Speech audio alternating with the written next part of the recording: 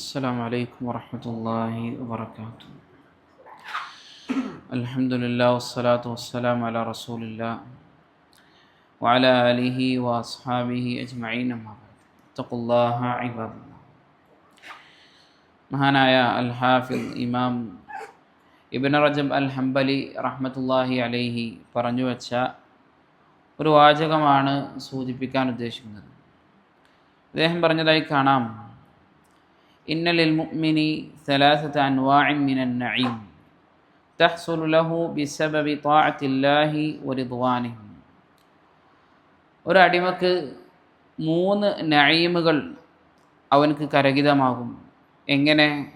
അത് കരഗിതമാകുന്നത് അല്ലാഹു സുബ്ഹാനഹു വ തആലയെ അനുസരിക്കുന്നതിലൂടെയും അതുപോലെ തന്നെ അവൻ്റെ തൃപ്തി കരസ്ഥമാക്കുന്നതിലൂടെയും. അപ്പോൾ അള്ളാഹുവിൻ്റെ തൃപ്തിയും അതുപോലെ തന്നെ അവൻ്റെ അനുസരണത്തിലൂടെയും ഒരു മനുഷ്യൻ്റെ 3 നിഅമത്തുകളാണ് അവനക്ക് അവൻ്റെ ജീവിതത്തിലും അവൻ്റെ ബർസഖിയായ ജീവിതത്തിലുമൊക്കെ ആയിക്കൊണ്ട് വരാനുള്ളത്.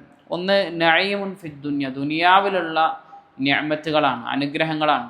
ഒരാൾ അല്ലാഹു സുബ്ഹാനഹു വ തആലയെ അനുസരിച്ചുകൊണ്ട് ജീവിക്കുകയാണ് എങ്കിൽ അയാൾക്ക് അല്ലാഹു സുബ്ഹാനഹു വ തആല ഒരുപാട് നിഅമത്തുകൾ ഈ ദുനിയാവിൽ വെച്ചുകൊണ്ട് തന്നെ കൊടുക്കും.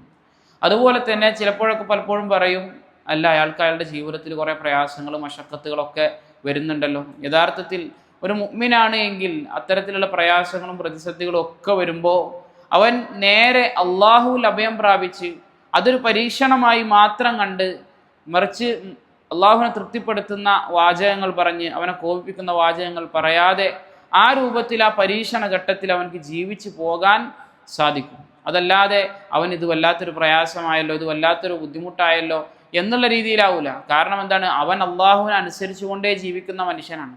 നേരെ മറിച്ച് ഒരു മുദ്നിബാണ് എങ്കിൽ, ഒരു പാപം ചെയ്യുന്ന ഒരു അള്ളാഹുവിനെ അനുസരണക്കേട് കാണിക്കുന്ന ഒരു മനുഷ്യനാണ് എങ്കിൽ അവൻ ആകെ ബേജാറാവും.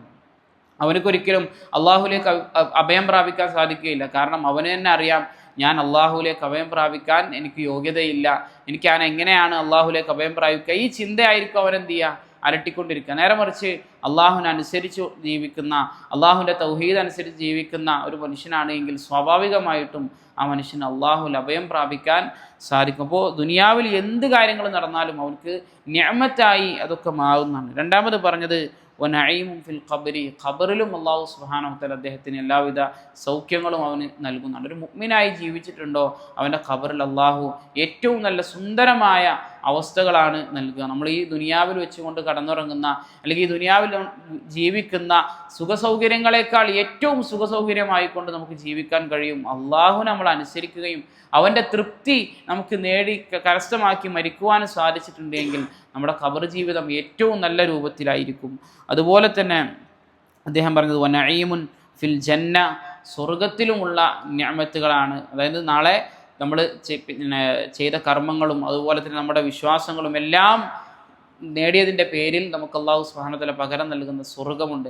ആ സ്വർഗത്തിലേക്ക് നമ്മൾ പ്രവേശിച്ചു കഴിഞ്ഞാൽ അതാണ് ഈ പറഞ്ഞ നിഅമത്തുകളെക്കാൾ ഏറ്റവും വലിയ നിഅമത്ത്, അതാണ് ഏറ്റവും വലിയ അനുഗ്രഹമെന്നും അദ്ദേഹം പറഞ്ഞു വെക്കുന്നതായി കൊണ്ട് കാണാൻ സാധിക്കും. ഈ 3 നിഅമത്തുകളും നമുക്ക് നേടണമെന്നുണ്ടെങ്കിൽ നമ്മൾ ആത്മാർത്ഥമായിട്ട് അള്ളാഹുവിനെ അനുസരിക്കുന്നവരാകുക, അള്ളാഹുവിൻ്റെ തൃപ്തിക്ക് വേണ്ടി പ്രവർത്തിക്കുന്നവരാകുക. നമ്മുടെ പ്രവർത്തനങ്ങളും നമ്മുടെ അക്വാലുകളും നമ്മുടെ എല്ലാ ചലനങ്ങളും, നമ്മുടെ ഹറക്കത്ത് സക്കരാത്തുകൾ, നമ്മുടെ ചലനങ്ങളും നിശ്ചലനങ്ങളും എല്ലാം അള്ളാഹുവിന് വേണ്ടിയാണ് നമ്മൾ ഉറപ്പിക്കുക. അത് നമുക്ക് ഉറപ്പിക്കാൻ കഴിയും. നമ്മൾ ഏതെങ്കിലും ഒരു വാക്ക് പറഞ്ഞപ്പോൾ അല്ലെങ്കിൽ ഏതെങ്കിലും ഒരു പ്രവർത്തനം ചെയ്യുമ്പോൾ എന്തെങ്കിലുമൊക്കെ ഒരു ഹറക്കത്ത്, ഒരു ചലനം ഉണ്ടാകുമ്പോൾ അത് അള്ളാഹ്ക്ക് വേണ്ടിയാണോ ഞാനത് ചെയ്തത് എന്ന് നമ്മളെ മനസ്സിനോട് ചോദിച്ചാൽ ഒരുപക്ഷെ നമുക്ക് എന്ത് ചെയ്യും, അതിൻ്റെ ഉത്തരം നമുക്ക് ലഭിക്കും. അതുപോലെ ആ ഒരു രൂപത്തിൽ സ്വയം ഒരു മുഹാസബ നടത്തി നമ്മൾ ജീവിക്കുകയാണെങ്കിൽ നമ്മുടെ ഈ ദുനിയാവിലും അതുപോലെ തന്നെ നമ്മുടെ ഖബറിലും അതുപോലെ തന്നെ ആ ഖബർ ജീവിതം കഴിഞ്ഞ് ചെല്ലുന്ന സ്വർഗ്ഗലോകത്തും ഏറ്റവും നല്ലത് അല്ലാഹു സുബ്ഹാനഹു വ തആല നമുക്ക് നൽകുമെന്നൊരു ഉറച്ച വിശ്വാസത്തോടുകൂടി നമ്മൾ ജീവിക്കുക.